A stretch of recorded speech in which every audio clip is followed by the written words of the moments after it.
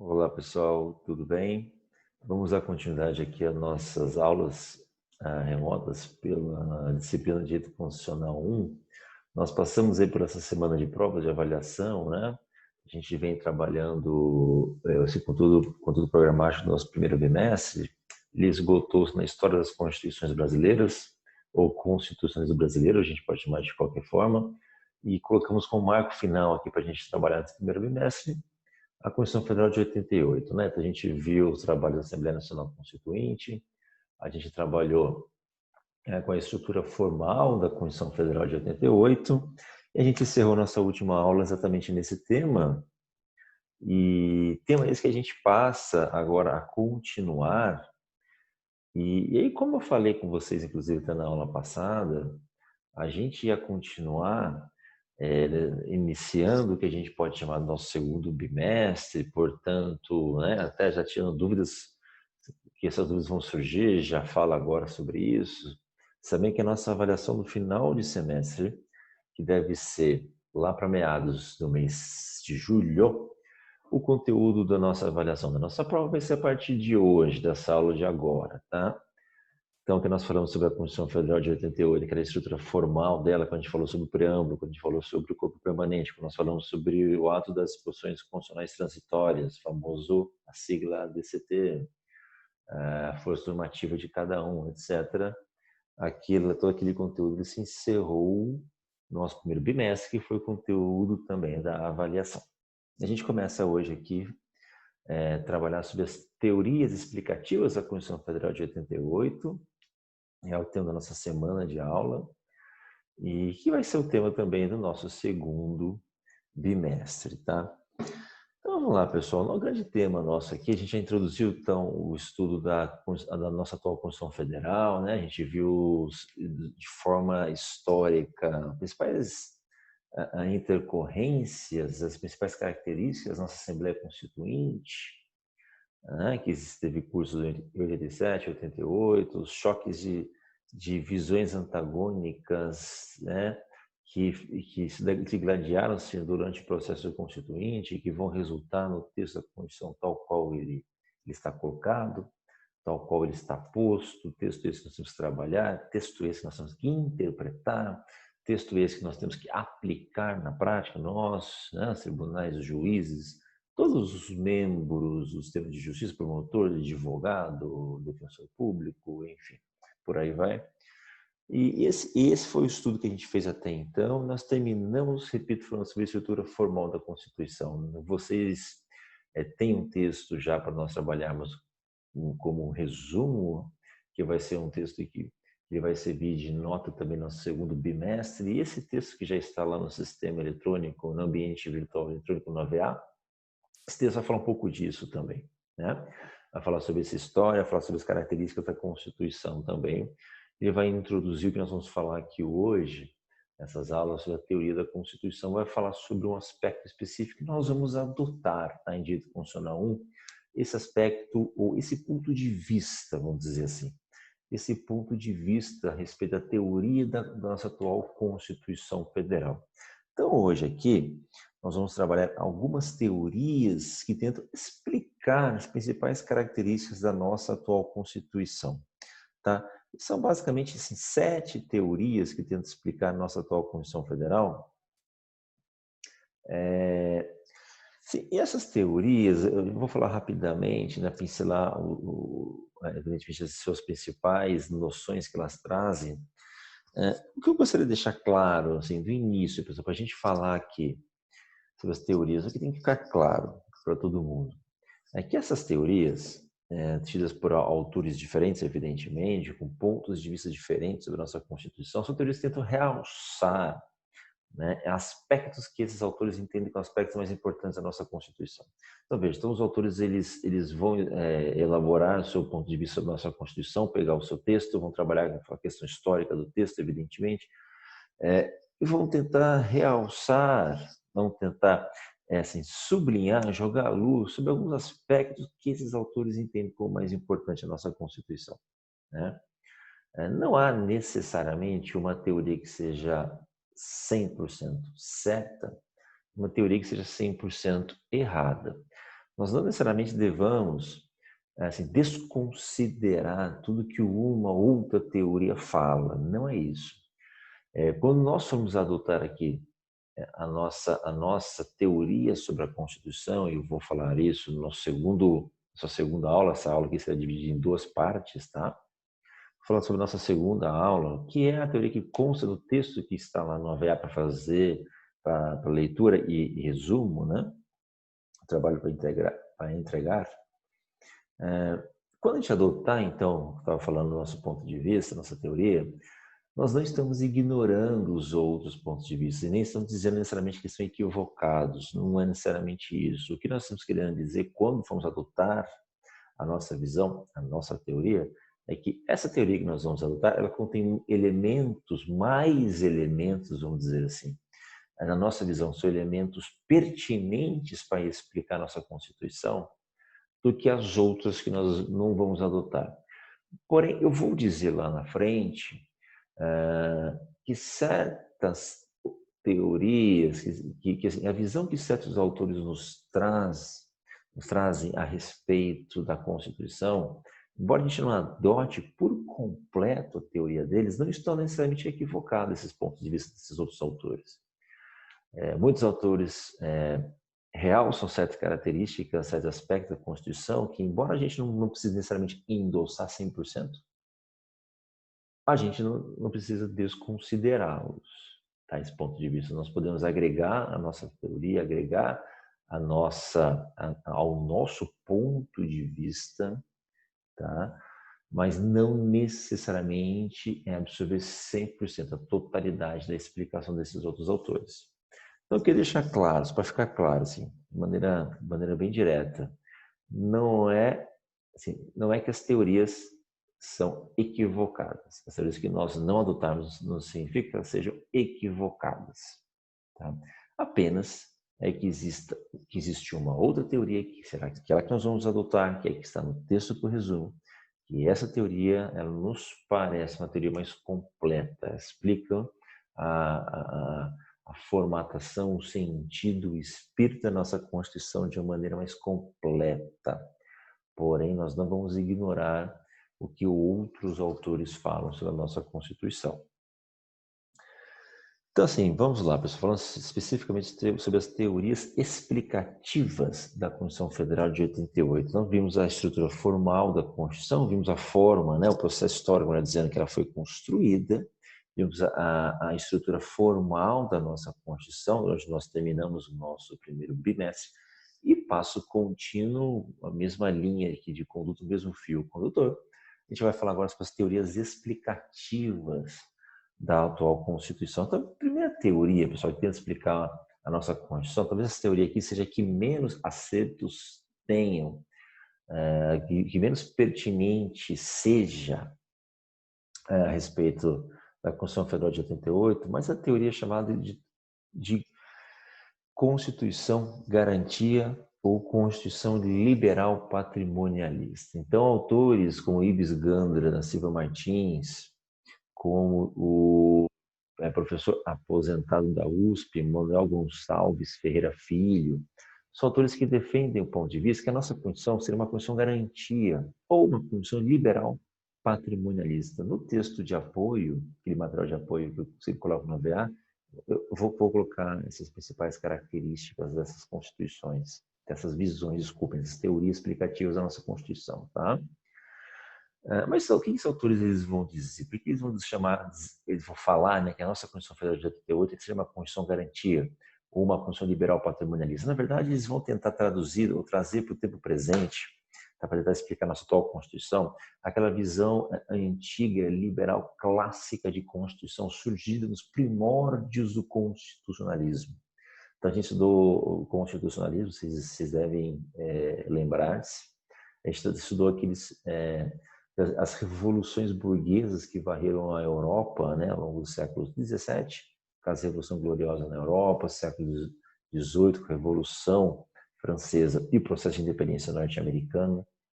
E vocês se lembram que nós falamos lá atrás que esses eventos históricos eles forjaram na Europa ao longo do século XVIII, na Europa Ocidental, né, uma visão de Constituição, uma visão de de Estado constitucional bastante peculiar, que é uma visão, na verdade, que nós trazemos, carregamos muitos aspectos até hoje, que é aquela ideia de que a Constituição ela é um instrumento de governo, que ela tem como único objetivo limitar o poder do Estado e servir como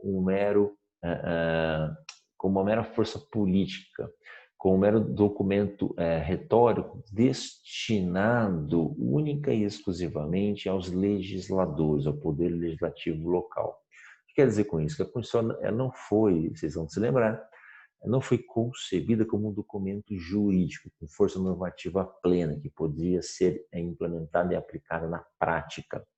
Com exceção dos Estados Unidos, que proviu uma Suprema Corte com a atribuição de aplicar a Constituição através do controle de constitucionalidade, que eles chamam de judicial review, na Europa como um todo, e isso é uma herança que nós aqui na América Latina, no Brasil, nós vamos trazer essa herança, nós vamos absorver essa herança, a Constituição não é vista como um documento jurídico, é vista como um documento meramente político. Mas político em que sentido? Que a Constituição não pode ser aplicada diretamente por um tribunal, por juízes. Para que os princípios, as regras da Constituição sejam efetivamente aplicadas, há que se haver a intermediação de leis, prevendo a aplicação da Constituição, prevendo formas, regulamentando o mecanismo, os instrumentos necessários para aplicar aquelas regras, aqueles princípios previstos na Constituição. Essa foi a visão liberal patrimonialista ou o liberal garantista de Constituição, cujo grande, por que o nome é esse? Porque a grande ideia da Constituição era preservar, na verdade, o Estado constitucional, garantir direitos, a fruição de direitos individuais, notadamente a propriedade privada e liberdade individual, né? E muitas das suas regras, muitos dos seus princípios eram aplicados apenas somente através de uma intermediação feita por lei, ou seja, com a participação do poder legislativo. Então a Constituição ela era endereçada aos nossos legisladores, aos congressistas, aos membros do poder legislativo, e não havia nenhuma Corte Suprema, né, e os juízes não poderiam fazer isso, não havia nenhuma Corte Suprema capaz de determinar a aplicação da Constituição, sempre aquela ressalva honrosa dos Estados Unidos, que eles já nasceram com essa ideia. Não é bem verdade que eles nasceram com a ideia, mas o fato é que logo nos primórdios, né, famoso caso Marbury versus Madison, 1903, a Corte Americana ela traz para si um poder, prerrogativa, competência de limitar o trabalho do legislativo. Através de que maneira? Aplicando diretamente a Constituição no trabalho do poder legislativo. Na Europa continental, e nós aqui na América vamos absorver a ideia de que a Constituição ela não limita o poder legislativo. Tá? Então não é possível existir um tribunal que vai dizer, olha, o poder legislativo está errado. A Constituição está acima de você, você tem que respeitar a Constituição. Embora essa ideia para a gente hoje seja tão óbvia, seja direta, o fato é que a história do constitucionalismo, essa ideia não é tão óbvia, não era tão óbvia assim. A gente já estudou isso. Então, esses autores, como Manuel Gonçalves Ferreira Filho, Ives Gandra Silva Martins, entre outros conservadores, eles trazem a noção, eles reciclam essa noção liberal clássica do século XVIII de Constituição e tentam interpretar nossa atual Constituição de 88 dessa maneira. Então, são autores que vão dizer assim, que a Constituição Federal de 88 ela objetiva, assim, primordialmente a garantia dos direitos individuais mediante a previsão, né, do direito de propriedade e a limitação da intervenção do Estado na economia. Esse é o papel da nossa Constituição. Ela serve para isso, esse é o seu coração, esse seria o seu núcleo, seria a sua parte mais importante da Constituição. É nisso que os intérpretes têm que se apegar, né? É nisso, esse seria assim, a grande parte a ser sublinhada, a parte mais importante da Constituição, vão dizer esses autores. Claro que muitos de vocês podem se perguntar, mas espera aí, dizer que a Constituição ela objetiva única e somente evitar a intervenção do Estado na economia e garantir direitos individuais, isso de fato é uma visão clássica, liberal, burguesa do século XVIII, mas muitos de vocês podem dizer, mas escuta, professor, nossa Constituição prevê um amplo rol Isso já foi dito em outras aulas, né? Tem muitos materiais que nós já lemos. Prevê um amplo rol de direitos fundamentais que extrapolam o caráter meramente individualista dos direitos, né? Então, nós temos direitos individuais, evidentemente, estão previstos na nossa Constituição, mas ela foi positivando no seu texto, foi se anabolizando, foi positivando no seu texto, ganhando corpo e musculatura, de outras categorias de direitos que vão surgindo na história, especialmente os direitos sociais, os direitos de segunda geração, que vão exigir do Estado uma postura, na verdade, não é de não intervenção na economia, nas relações sociais, pelo contrário, mas de intervenção. Assim como os direitos, nós chamamos de direitos difusos, direitos coletivos, aqueles direitos que pertencem a toda a comunidade, indistintamente. São direitos de terceira geração que a gente pode trazer como exemplo o direito ao meio ambiente ecologicamente equilibrado, o direito ao patrimônio cultural, o direito à paz, à democracia. Alguns chamam esses direitos de quarta geração, porque são previstos mais no âmbito internacional, as relações entre países, mas enfim, a Constituição prevê esses direitos como direitos fundamentais. Então, essa noção ela pode ser colocada, essa teoria, ela pode ser colocada em xeque no seguinte sentido: mas escuta, mas o que eu faço então com aquele amplo rol de direitos sociais previsto na nossa Constituição? Se eu tenho que sublinhar apenas tão somente a ideia de que a nossa Constituição ela tem como objetivo primordial prever a fruição dos direitos individuais e evitar uma intervenção excessiva do Estado na economia, essa é a função da Constituição, mas e o resto dela? E os direitos sociais, direito à educação, o direito à saúde, direito à moradia, ao transporte público, ao lazer, à alimentação, previdência social, assistência social, enfim, os direitos, a previsão que a Constituição faz, que o Estado deve preservar e garantir o direito dos idosos, crianças e adolescentes, os direitos indígenas, promover a proteção dos grupos quilombolas, bom, enfim. Como trabalhar com esses artigos? Né? Esses autores respondem esse tipo de questionamento. Eles vão dizer o seguinte: olha, esses artigos, de fato, especialmente aqueles artigos que há disposições que tratam do cunho social da Constituição, e a nossa Constituição de 88, de fato, ela tem um cunho social bastante forte, bastante marcante, ela promove um Estado democrático e social de direitos, isso é verdade, isso é fato, esses autores vão dizer. Entretanto, esses autores vão dizer, entretanto, eles vão dizer o seguinte: olha, as normas de cunho social, tá? Aquelas que permitem, portanto, a intervenção do Estado na economia, que é a grande consequência, que é o grande mote dos direitos sociais, tá? São normas meramente programáticas, vão dizer esses autores. Programáticas. Programáticas em que sentido? O que é isso? São normas que não podem ser aplicadas na prática, não podem ser aplicadas diretamente em um caso prático específico. Então, um juiz, um tribunal, STF, não pode, na ausência de lei, aí veja-se lei ordinária, na ausência da intermediação do poder legislativo, o juiz não pode pegar esse artigo de cunho social, esse direito social previsto na Constituição e aplicar na prática e mandar o Poder Executivo fazer tal qual política pública. Não pode um grupo de cidadãos bater à porta do Poder Judiciário e alegar única e tão somente essas garantias, esses direitos sociais previstos na Constituição.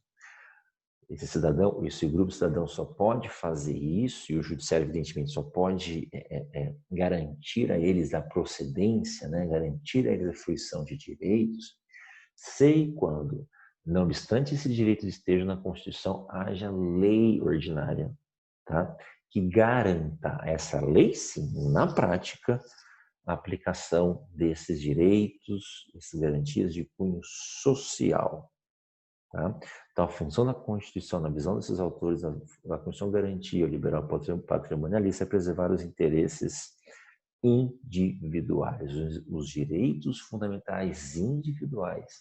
É que a disposição da Constituição que proíbe uma intervenção do Estado na economia, esses artigos, sim, podem ser aplicados na prática diretamente. Esses artigos, sim, não dependem da licença de lei, lei ordinária aprovada pelo Poder Legislativo, pelo Congresso Nacional, para ter aplicação prática, aplicação direta. Esses não, esses artigos podem ter aplicação direta, sim. Aqueles que não podem, tá? São os direitos de cunho social que vão exigir do Estado fazer, atuar, né? Atuar na economia, atuar nas relações sociais. Esse conjunto de artigos, sim, vão depender da licença de lei, né? Caso as leis não existam, esses artigos não podem ser aplicados. São normas programáticas, são normas, portanto, que elas são destinadas aos legisladores, ao Congresso. Eles têm que aprovar leis, tá? Regulamentando a forma de se aplicar esses princípios, essas garantias de cunho social previsto na Constituição. Tudo bem? Então, essa é a primeira teoria explicativa da nossa Constituição. A teoria da Constituição garantia o liberal patrimonialista. Nós temos a segunda teoria explicativa da nossa Constituição, uma teoria bastante pertinente, né? E aqui a gente segue naquela ideia de que não necessariamente a gente vai ignorar, tá? As explicações dadas por outros autores, todos eles aqui, essas explicações, elas acabam fazendo uma amálgama, elas acabam entrando assim dentro de uma ideia de conjunto, e a gente consegue sim, embora a gente vai se apegar a uma, é verdade, a gente consegue sim pegar elementos de cada uma dessas visões, dessas teorias e formar um conceito de Constituição, um conceito explicativo, a teoria explicativa da nossa Constituição. Mas essa teoria da Constituição dirigente ou transformadora, ela é assim, de fundamental importância para a gente compreender a nossa Constituição. Isso em muitos julgados do STF, desculpem, Supremo Tribunal Federal, que eles dizem expressamente que a nossa Constituição Federal ela é uma Constituição dirigente, né? A teoria da Constituição dirigente foi elaborada inicialmente pelo professor Canutilho, jurista português, nos anos 80, no livro que ele publica, a tese de doutorado dele, no início dos anos 80, depois ele publica um livro sobre a Constituição dirigente. Esse livro, Constituição dirigente e vinculação dos legisladores, esse livro tem na biblioteca, na Faculdade de Direito, livro físico, na biblioteca física, não tem no digital, em que o jurista, o professor Canutilho, ele vai dizer o seguinte, né? Ele está estudando, na verdade, na sua tese de doutorado, a Constituição Portuguesa. Essa é a grande foco de análise da Constituição Portuguesa. Mas como a Constituição, que é de 76, mas como a Constituição Brasileira de 88, de 12 anos depois, ela se abeberou-se, né? Abeberou-se muito dos princípios e das diretrizes da Constituição portuguesa, assim, espanhola também, em menor sentido, mas também um pouco na Constituição alemã, mas ela teve como assim, uma grande parâmetro a Constituição portuguesa, até pela afinidade linguística, cultural com Portugal, etc. A teoria da Constituição dirigente ela teve e tem, né? Assim, muitos adeptos no Brasil, muitos a pontos, como eu mencionei, vários julgados acordam o Supremo Tribunal Federal fazerem menção à teoria da Constituição dirigente e falarem de maneira expressa, isso está correto, tá? Autores outros também mencionam a mesma coisa, que a nossa Constituição ela é uma Constituição dirigente também, ela é, tá? Dirigente ou transformadora.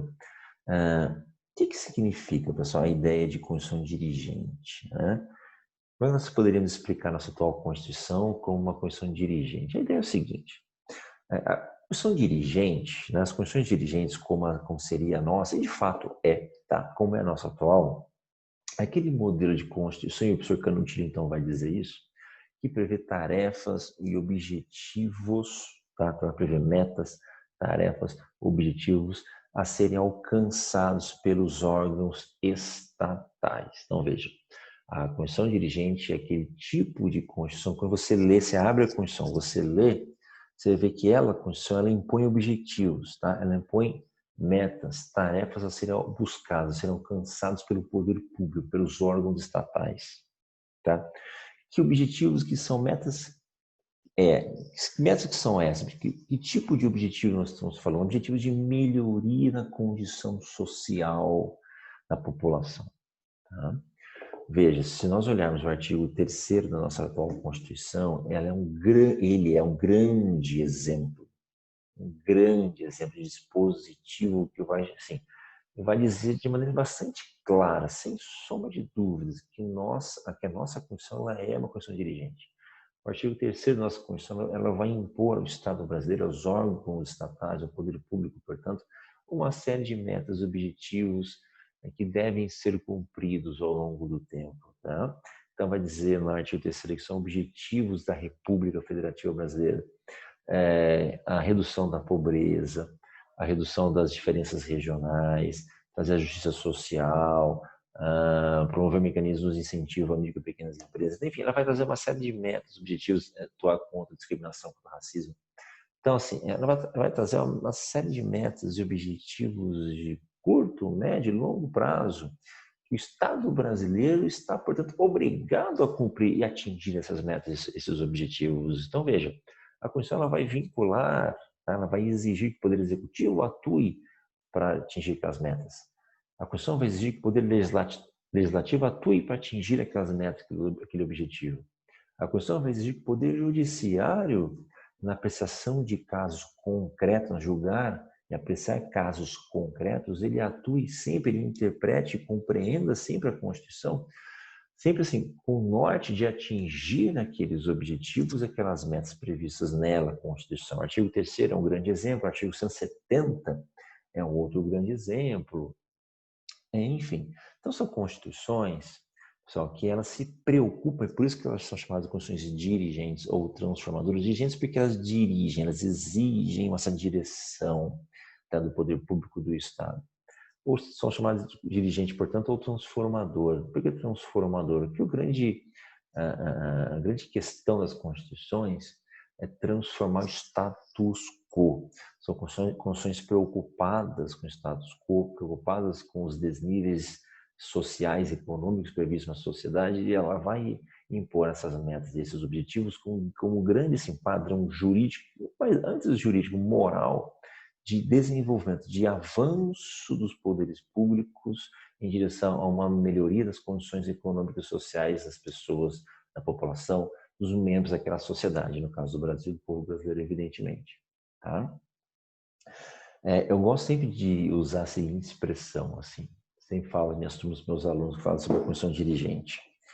A Constituição dirigente é aquela Constituição que ela olha para a realidade, ela não gosta do que ela vê. Tá? Ela olha para a realidade e fica triste. Ela olha para a realidade e fala, olha, um povo, uma sociedade não pode conviver com tamanha exclusão social. Eu, Constituição, preciso fazer a minha parte, preciso fazer alguma coisa. Então ela vai trazer no seu texto essa obrigação para todos os poderes, para todos os órgãos estatais, especialmente os órgãos representativos, legislativo, executivo e também, de certa maneira, que também é representativo, mas de outra maneira, o poder judiciário. Tá? Não só ele, evidentemente, é o Ministério Público, as polícias, a defensoria, todos os órgãos do poder público, todos estão vinculados a essa questão transformadora. Tá?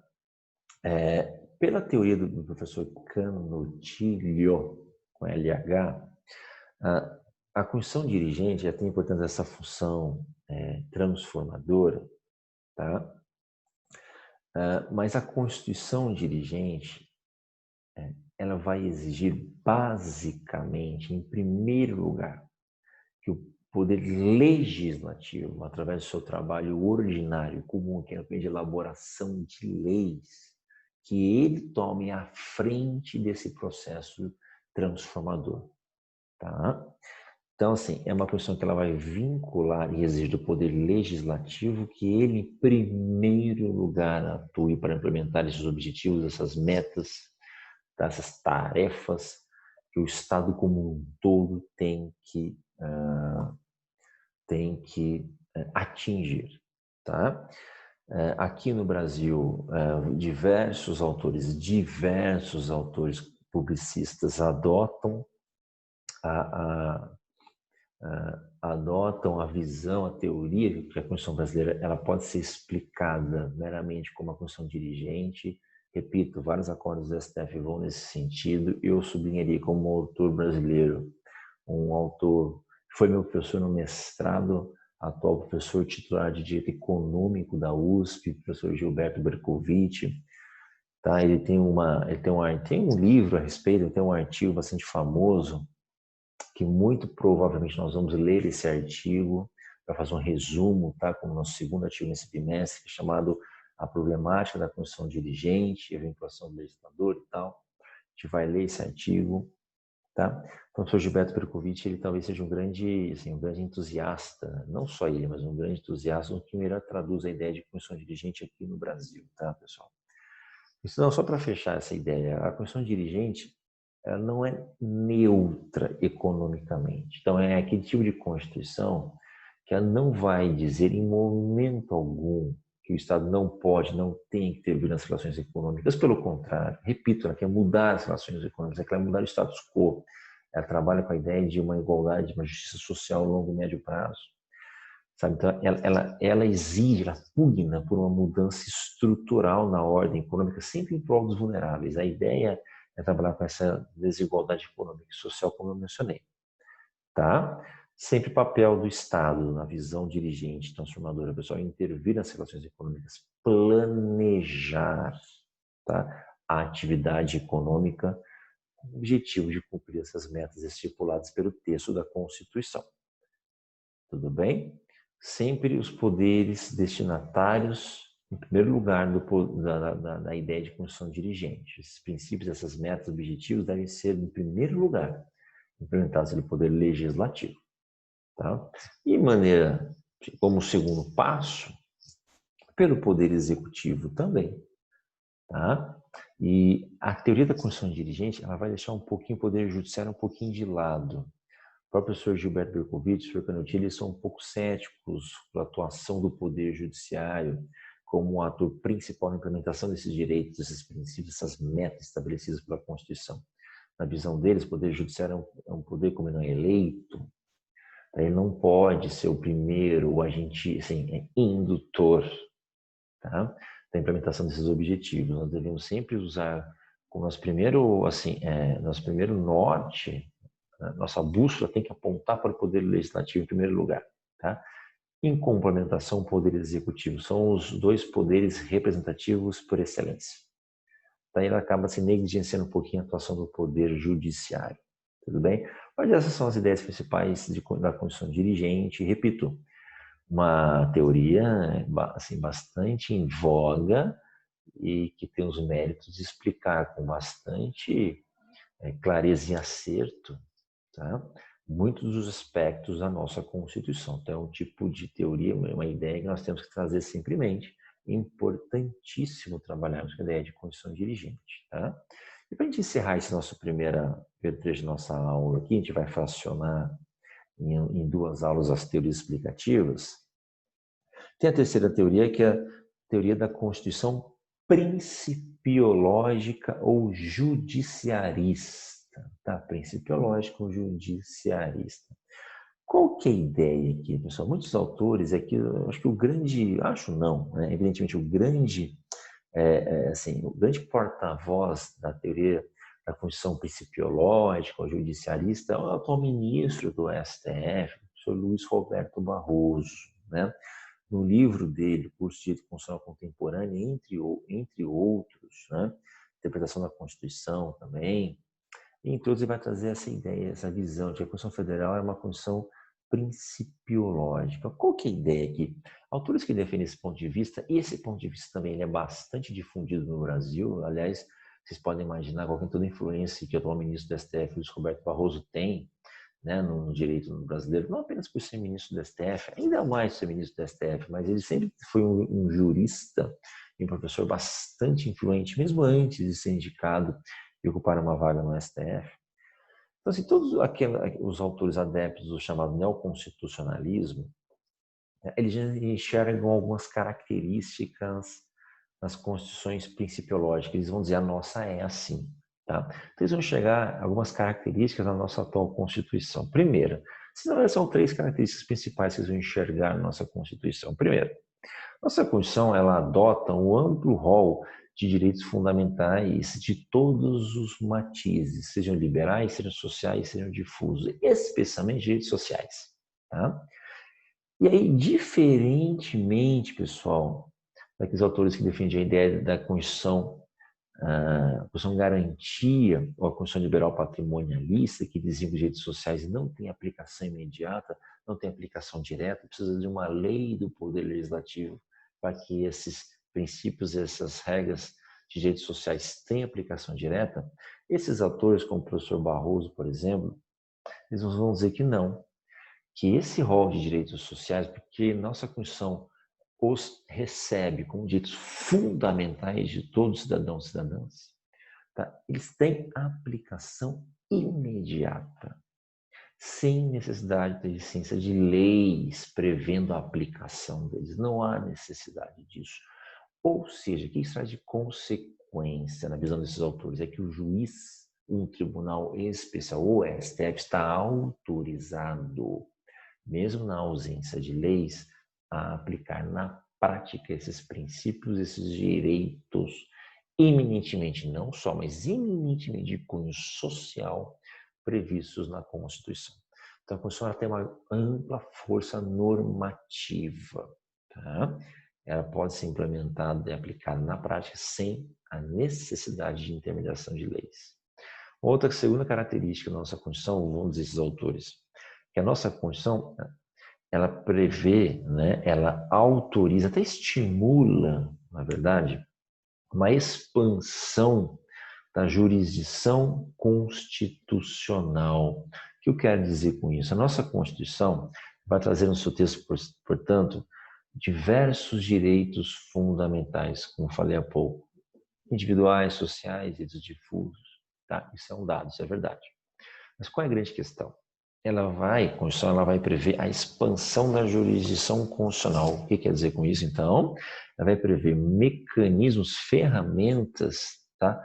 Facilitadoras da implementação e concretização desses direitos fundamentais. Então, se de um lado os direitos fundamentais e especialmente direitos sociais podem ser implementados na prática, por que podem ser implementados na prática? Porque a Constituição já vai prever mecanismos de implementação, vai prever instrumentos, tá?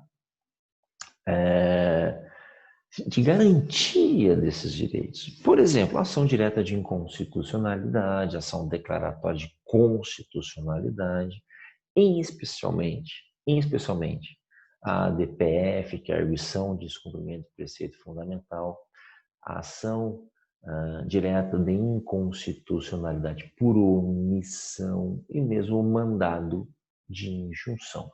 Todas as ferramentas, ações que vocês vão estudar em Direito Constitucional 3, tá? Todas as ações, todos os instrumentos destinados a fazer com que esses direitos fundamentais previstos na Constituição sejam de fato implementados na prática, que os cidadãos possam usufruir, as cidadãs possam usufruir desses direitos. Bem, independentemente da existência de leis que regulamentem como e quando eles serão aplicados, isso não importa. Quem exige isso são aqueles autores que defendem a ideia de que a Constituição é uma Constituição garantia, Constituição liberal, tal qual do século XVIII. Tá? Os principiologistas aqui, os judiciaristas, vão dizer o contrário. A Constituição prevê mecanismos que fazem com que a jurisdição constitucional, ou seja, os tribunais, o STF em especial, tenham mecanismos, formas, ferramentas de aplicar a Constituição na prática. Tá? E, por sua vez, por fim, pessoal, a terceira característica que esses autores vão ver na nossa Constituição é a ideia de que a nossa Constituição é dotada de uma série de princípios e regras de caráter aberto. Então, a redação desses textos são redações em que ela vai prever princípios, muitas vezes em que assim, a densidade normativa, ou seja, o que eles querem dizer na prática, não fica muito claro. Então, a Constituição vai prever princípios abertos e abstratos como direito à igualdade, direito à não discriminação, a ideia de que o Estado tem que se preocupar com a justiça social, com a garantia de níveis mínimos de renda, etc. E não vai prever, não vai especificar muito bem o que quer dizer cada um desses princípios, cada um dessas ideias. Tá? Então, ela prevê muitos princípios constitucionais cujo texto ele é naturalmente aberto, difícil você densificar, difícil você dizer exatamente o que ele significa.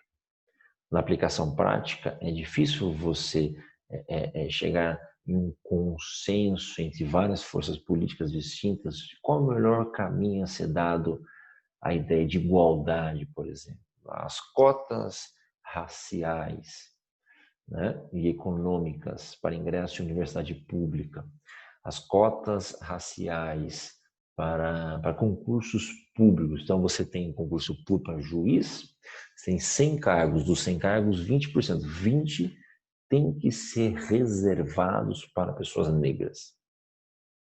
Essa política, ela é constitucional? Está de acordo com o direito à igualdade, por exemplo, ou não? Está de acordo com o mandamento da Constituição que diz que o Estado e o poder público, portanto, tem que agir de maneira neutra a não promover a discriminação? Então, veja, é um tipo de questão, um tipo de princípios são colocados na Constituição em que nós não temos uma clareza muito bem sobre o que ele significa diante de uma questão prática como essa. O Tribunal Civil colocar nessa questão. A política de cotas é constitucional ou não? Está de acordo com o princípio da igualdade ou não? Então, e o tribunal tem que decidir isso, né? Nossa Constituição ela está cheia, né? Cheia de textos, de princípios e dizeres extremamente abertos.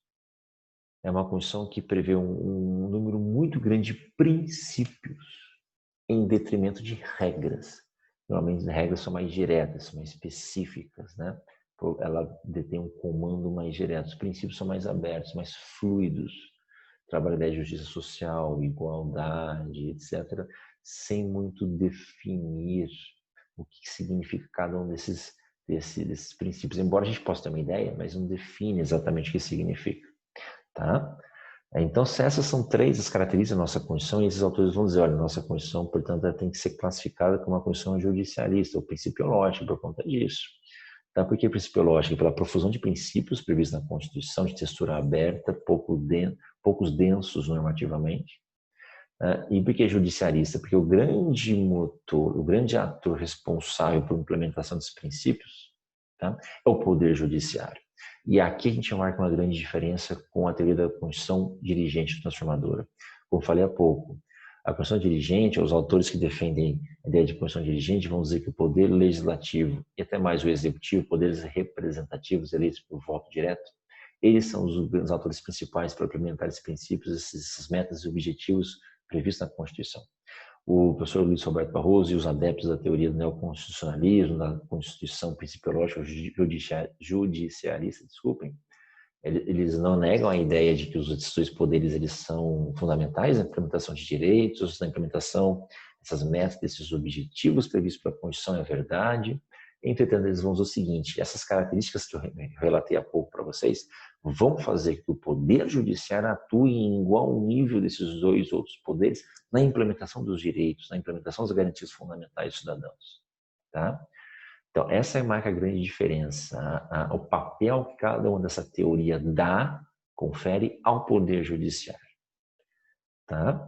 Então, a teoria principiológica, o judicialista vai dar um papel, uma função de destaque ao Poder Judiciário, ao passo que a teoria da Constituição dirigente transformadora reserva um papel secundário ao Poder Judiciário, apostando fichas nos poderes representativos, legislativo e judiciário.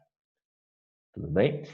A gente para por aqui, daqui a pouquinho nós vamos falar sobre uma outra aula, um outro vídeo, a gente fala sobre as outras constituições, as outras teorias, desculpa, as outras teorias explicativas sobre a nossa Constituição Federal, nossa atual Constituição Federal.